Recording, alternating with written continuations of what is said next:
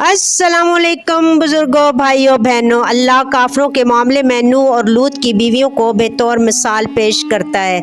वो हमारे 2 सालिया बंदों की ज़ौजियत में थी, मगर उन्होंने अपने इन शोरों से खयानत की और वो अल्लाह के मुकाबले में इनके कुछ भी न काम आ सके। दोनों से कह दिया गया कि जाओ, आग में जाने वालों के साथ तुम भी चली जाओ। और अहले ईमान के मामले में अल्लाह फिरौन की बीवी की मिसाल पेश करता, जबकि उसने दुआ की, ऐ मेरे रब, मेरे लिए अपने हाथ जन्नत में एक घर बना दे और मुझे फिरौन और इसके अमल से बचा ले और जालिम कौम से मुझको निजात दे। और इमरान की बेटी मरियम की मिसाल देता है, जिसने अपनी शर्मगाह की हिफाजत की थी, फिर हमने इसके अंदर अपनी तरफ से रूह फूंक दी और इसने अपने रब के अरशादात और इसकी किताबों की तस्दीक की और वो अताहत गुजार लोगों में से थी।